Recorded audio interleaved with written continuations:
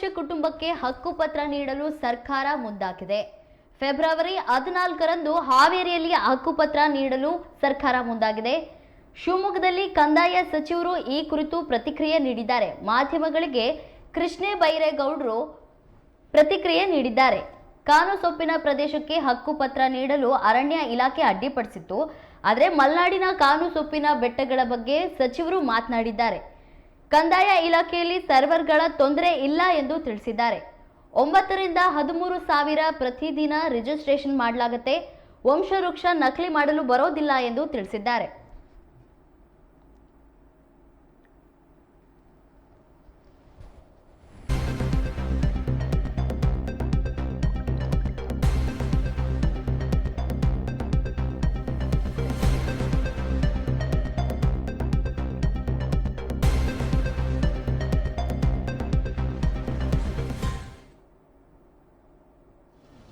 ಆರೂವರೆ ಸಾವಿರ ವಸತಿ ಪ್ರದೇಶದಲ್ಲಿರುವ 3 ಲಕ್ಷ ಕುಟುಂಬಗಳಿಗೆ ಫೆಬ್ರವರಿ 14ರಂದು ಹಾವೇರಿಯಲ್ಲಿ ನಡೆಯುವ ಸರ್ಕಾರದ ಸಾಧನಾ ಕಾರ್ಯಕ್ರಮದಲ್ಲಿ ಹಕ್ಕುಪತ್ರಗಳನ್ನು ನೀಡಲಾಗುವುದು ಎಂದು ಕಂದಾಯ ಸಚಿವರಾದ ಕೃಷ್ಣ ಬೈರೇಗೌಡರು ಶಿವಮೊಗ್ಗದಲ್ಲಿ ಮಾಧ್ಯಮಗಳಿಗೆ ಪ್ರತಿಕ್ರಿಯಿಸಿದ್ದಾರೆ. 6,500 ಸಾವಿರ ವಸತಿ ಪ್ರದೇಶದಲ್ಲಿ ವಾಸವಾಗಿದ್ದರೂ ಅವರಿಗೆ ಹಕ್ಕುಪತ್ರಗಳಿರಲಿಲ್ಲ. ದಾಖಲೆ ರಹಿತ ವಸತಿ ಪ್ರದೇಶಗಳಾಗಿವೆ. ವಾಸವಾಗಿರುವ ಜನರಿಗೆ ದಾಖಲೆ ಇರಲಿಲ್ಲ. ಕಳೆದ 5 ರಿಂದ ಹಿಡಿದು 10 ವರ್ಷದ ವಾಸವಾಗಿದ್ದ ಜನರಿಗೂ ಹಕ್ಕುಪತ್ರ ಇರಲಿಲ್ಲ. ಈ ಪ್ರದೇಶಗಳನ್ನು ಕಂದಾಯ ಭೂಮಿ ಎಂದು ಘೋಷಿಸಿ ಹಕ್ಕುಪತ್ರ ನೀಡಲಾಗ್ತಿದೆ. ಇದುವರೆಗೆ 2.20 ಲಕ್ಷ ಜನರಿಗೆ ಹಕ್ಕುಪತ್ರ ನೀಡಲಾಗಿದೆ. ಕಳೆದ ವರ್ಷ 36 ಸಾವಿರ ಕುಟುಂಬಗಳಿಗೆ ಹಕ್ಕುಪತ್ರ ನೀಡಲಾಗಿದೆ. ಈ ವರ್ಷ 1,06,000 ಜನರಿಗೆ ಹಕ್ಕುಪತ್ರ ನೀಡಲಾಗುವುದು ಎಂದರು. ಇನ್ನು ಬಾಕಿ ಭೂಮಿ ಸಮಸ್ಯೆ ಬಗ್ಗೆಯೂ ಕಂದಾಯ ಸಚಿವರು ಪ್ರತಿಕ್ರಿಯೆ ನೀಡಿದ್ದು, ಅರಣ್ಯ ಇಲಾಖೆ ದಾಖಲಾತಿ ಡಿಜಿಟಲೈಸೇಷನ್ ವಂಶವೃಕ್ಷದ ಬಗ್ಗೆ ಮಾಹಿತಿ ನೀಡಿದ್ದಾರೆ. ಇದು ರಾಜ್ಯ ಸರ್ಕಾರ ನಾವು ಸುಮಾರು 1 ಲಕ್ಷ ಕುಟುಂಬಗಳಿಗೆ ಹಕ್ಕುಪತ್ರಗಳನ್ನು ಕೊಡ್ತಾ ಇದ್ದೇವೆ.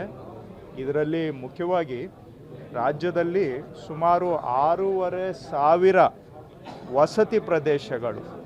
ವಾಸ್ತವದಲ್ಲಿ ಇವೆಲ್ಲ ಗ್ರಾಮನೇ, ಆದರೆ ದಾಖಲೆಯಲ್ಲಿ ಎಲ್ಲೂ ಕೂಡ ಗ್ರಾಮ ಅಂತ ಇರಲಿಲ್ಲ. ಅವಕ್ಕೆ ರೆಕಾರ್ಡೇ ಇಲ್ಲ. ದಾಖಲೆಯಲ್ಲಿ ಎಲ್ಲೂ ಕೂಡ ಹಳ್ಳಿ ಅಂತಲೂ ಇಲ್ಲ, ಗ್ರಾಮ ಅಂತಲೂ ಇಲ್ಲ. ಸೊ ದಾಖಲೆ ರಹಿತ ವಸತಿ ಪ್ರದೇಶಗಳು 6,500 ಇದ್ದಾವೆ. ಅವುಗಳಿಗೆಲ್ಲ ಒಂದು ಶಾಶ್ವತ ಪರಿಹಾರ ಕೊಟ್ಟು ಕಾನೂನಿನಲ್ಲಿ ಅವುಗಳನ್ನು ಗ್ರಾಮ ಅಂತ ಘೋಷಣೆ ಮಾಡಿ ಅಲ್ಲಿ ವಾಸ ಮಾಡೋ ಜನಗಳಿಗೆ ಇವತ್ತುವರೆಗೂ ದಾಖಲೆ ಇಲ್ಲ.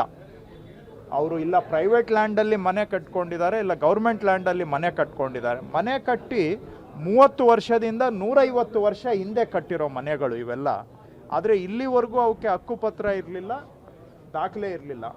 ಅಂತಹ ದಾಖಲೆ ರಹಿತ ವಸತಿ ಪ್ರದೇಶಗಳನ್ನು ಗುರುತಿಸಿ ಅವಕ್ಕೆ ಕಂದಾಯ ಗ್ರಾಮದ ಘೋಷಣೆ ಮಾಡಿ ಅಲ್ಲಿ ವಾಸ ಮಾಡ್ತಾ ಇರೋ ಮನೆಗಳ ಕುಟುಂಬಗಳಿಗೆ ಆ ಮನೆಗೆ ಹಕ್ಕುಪತ್ರ ಕೊಡುವಂಥ ಕಾರ್ಯಕ್ರಮ ನಾವು ಮಾಡ್ತಾ ಇದ್ದೇವೆ ಕಂದಾಯ ಗ್ರಾಮ ಯೋಜನೆ ಅಡಿಯಲ್ಲಿ. ಹೋದ ವರ್ಷ ನಮ್ಮ ಸರ್ಕಾರ ಬಂದ ಮೇಲೆ ಈಗ ಸುಮಾರು 2,20,000 ಕುಟುಂಬಗಳಿಗೆ ನಾವು ಹಕ್ಕುಪತ್ರವನ್ನು ಕೊಡುವಂಥದ್ದು ಮಾಡ್ತಾ ಇದ್ದೇವೆ. ಅದರಲ್ಲಿ 1,10,000 ಹೋದ ವರ್ಷ ಮೇ ತಿಂಗಳಲ್ಲಿ ಕೊಟ್ಟಿದ್ದೇವೆ. ಹೋದ ವರ್ಷ ಮೇ ತಿಂಗಳ ನಂತರ ಮತ್ತೆ 1,06,000 ಕುಟುಂಬಗಳಿಗೆ ಈಗ ಹಕ್ಕುಪತ್ರ ತಯಾರು ಮಾಡಿದ್ದೇವೆ. ಇದನ್ನು ನಾವು ಫೆಬ್ರವರಿ 14ನೇ ತಾರೀಕು ಹಾವೇರಿಯಲ್ಲಿ ಜನಗಳಿಗೆ ಸಮರ್ಪಣೆ ಮಾಡ್ತಾ ಇದ್ದೇವೆ.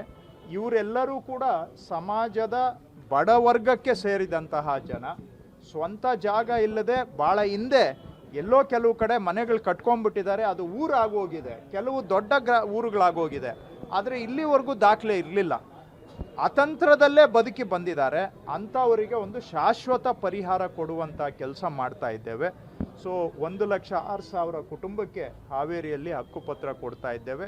ಅದೇ ಸಂದರ್ಭದಲ್ಲಿ ನಮ್ಮ ಸರ್ಕಾರ 1,000 ದಿನಗಳನ್ನು ಕೂಡ ಪೂರೈಸ್ತಾ ಇರತಕ್ಕಂಥ ಸಂದರ್ಭದಲ್ಲಿ ಈ ನಮ್ಮ ಸರ್ಕಾರದ ಸೇವೆಯನ್ನು ಜನಗಳಿಗೆ ಸಮರ್ಪಣೆ ಮಾಡ್ತಾ ಇದ್ದೇವೆ. ಹಾಗೆಯೇ ಮಾನ್ಯ ಸಿದ್ದರಾಮಯ್ಯನವರು ಕೂಡ ಕರ್ನಾಟಕದ ಇತಿಹಾಸದಲ್ಲಿ ಅತ್ಯಂತ ಸುದೀರ್ಘವಾಗಿ ಕೆಲಸ ಮಾಡಿದ ಮುಖ್ಯಮಂತ್ರಿಗಳಿದ್ದಾರೆ. ಅವೆಲ್ಲ ಹಿನ್ನೆಲೆಯಲ್ಲಿದೆ. ಆದರೆ ಕಾರ್ಯಕ್ರಮ ಇರುವಂತಹದ್ದು ಜನಗಳಿಗೆ ಹಕ್ಕುಪತ್ರ ವಿತರಣೆ, 1000 ದಿನಗಳ ಸೇವೆಯ ಸಮರ್ಪಣೆ, ಇದರಲ್ಲಿ ಮುಖ್ಯಮಂತ್ರಿಗಳು, ಉಪಮುಖ್ಯಮಂತ್ರಿಗಳು, ಸಂಪುಟದ ಸಹೋದ್ಯೋಗಿಗಳು, ಶಾಸಕರು, ಸಂಸದರು ಎಲ್ಲ ಭಾಗವಹಿಸ್ತಾರೆ. ನಾವು ಮಾಡಿರೋ ಕೆಲಸ ಜನಗಳಿಗೆ ತಲುಪಿಸುವಂಥ ಕಾರ್ಯಕ್ರಮ. ಫಾರೆಸ್ಟು ಡಿಪಾರ್ಟ್ಮೆಂಟ್ನವರು ಅದಕ್ಕೆ ಸಹಮತಿಯನ್ನು ಕೊಡ್ತಾ ಇಲ್ಲ. ಫಾರೆಸ್ಟ್ ಡಿಪಾರ್ಟ್ಮೆಂಟ್ ಅವರ ಸಹಮತಿ ಸಿಕ್ಕಿದ್ರೆ ನಾವು ಕೂಡ ಅದನ್ನು ಹಕ್ಕುಪತ್ರ ಕೊಡಲಿಕ್ಕೇನು ಅಡ್ಡಿ ಇಲ್ಲ. ಆದರೆ ಇವೆಲ್ಲವೂ ಕೂಡ ಸುಪ್ರೀಂ ಕೋರ್ಟು ಡೈರೆಕ್ಷನ್ ಮೇಲೆ ಫಾರೆಸ್ಟ್ ಡಿಪಾರ್ಟ್ಮೆಂಟ್ನವರು ಇವಕ್ಕೆ ಸಹಮತಿ ಕೊಡದೇ ಇರೋದ್ರಿಂದ ಈಗ ಅವುಗಳನ್ನು ಪ್ರೋಸೆಸ್ ಮಾಡೋದಕ್ಕೆ ಸಾಧ್ಯ ಆಗ್ತಾ ಇಲ್ಲ. ಇದು ಸಮಸ್ಯೆ ಇದೆ. ಬಟ್ ಅದಕ್ಕೆ ನಾವು ಕಾನೂನಾತ್ಮಕವಾಗಿ ಏನಾದರೂ ಪರಿಹಾರ ಸಿಕ್ಕಿದರೆ ಮಾಡ್ಬೋದೇ ಬಿಟ್ಟರೆ ಕಾನೂನನ್ನು ಉಲ್ಲಂಘನೆ ಮಾಡೋದ್ರಿಂದ ನಾವು ಜನಕ್ಕೆ ನಿಜವಾಗಿ ಏನು ಅನುಕೂಲ ಮಾಡೋಕ್ಕಾಗೋದಿಲ್ಲ. ಅವ್ರನ್ನ ಇನ್ನಷ್ಟು ಸಮಸ್ಯೆಯ ಸುಳಿಗೆ ನಾವೇ ಸಿಕ್ಕಿಸ್ದಂಗೆ ಆಗುತ್ತೆ. ಆ ರೀತಿ ಮಾಡುವಂಥದ್ದು ಕೂಡ ಸೂಕ್ತ ಅಲ್ಲ. ನೋಡೋಣ, ಫಾರೆಸ್ಟ್ ಅವ್ರ ಜೊತೆ ನಾವು ಚರ್ಚೆ ಮಾಡ್ತಾ ಇದ್ದೇವೆ. ಆದರೆ ಫಾರೆಸ್ಟ್ನವರು ಇದಕ್ಕೆ ಇಲ್ಲ, ಇದು ಕೊಡೋಕ್ಕೆ ಬರೋದಿಲ್ಲ ಅನ್ನೋ ನಿಲುವನ್ನೇ ತಗೊಂಡಿದ್ದಾರೆ. ಕೋರ್ಟ್ ಮೂಲಕ ಮಾಡಲಿಕ್ಕೆ ಈಗ ಜನಗಳು ಕೂಡ ಕೋರ್ಟಿಗೆ ಹೋಗಿ ಡೈರೆಕ್ಷನ್ ಕೊಡಿಸಿದ್ರೆ ಸುಪ್ರೀಂ ಕೋರ್ಟಲ್ಲಿ ತೀರ್ಮಾನ ಆಗಿ ಅದನ್ನು ಕೊಡ್ಬೋದು ಅನ್ನೋ ವಿಷಯ ಬಂದರೆ ಖಂಡಿತವಾಗಿ ಕೆಲವು ಕೇಸುಗಳು ಆಲ್ರೆಡಿ ಸುಪ್ರೀಂ ಕೋರ್ಟ್ಗೆ ಹೋಗಿ ಅಲ್ಲೂ ಕೂಡ ಇದು ಅಲ್ಲಿ ಸುಪ್ರೀಂ ಕೋರ್ಟಲ್ಲಿ ಇದು ಕೊಡಲಿಕ್ಕೆ ಬರೋದಿಲ್ಲ ಅನ್ನೋ ಥರನೇ ವ್ಯಾಖ್ಯಾನ ಮಾಡಿದ್ದಾರೆ ಇಲ್ಲಿವರೆಗೆ. ಸೊ ಮತ್ತೆ ಏನಾದರೂ ರೈತರು ಅದ್ರ ವಿರುದ್ಧವಾಗಿ ಸುಪ್ರೀಂ ಕೋರ್ಟ್ಗೆ ಹೋಗಿ ಒಂದು ಡೈರೆಕ್ಷನ್ ಬಂದರೆ ಅದನ್ನು ಕೂಡ ನಾವು ಕನ್ಸಿಡರ್ ಮಾಡ್ಬೋದು. ನಾನು ಸಲೀಸಾಗಿ ಹೇಳ್ಬೋದು ನಾವು ರೆಡಿ ಇದ್ದೇವೆ ಅಂತ. ಬಟ್ ಏನೇ ಆದರೂ ಕೂಡ ಕಾನೂನು ತೊಡಕನ್ನು ನಿವಾರಣೆ ಮಾಡಿಕೊಳ್ಳದೆ ನಾವು ಸುಮ್ಮನೆ ಏನೋ ಇಲ್ಲಿ ಜನನ್ನ ಸಮಾಧಾನ ಮಾಡೋಕ್ಕೆ ಒಂದು ಮಾತು ಹೇಳಿ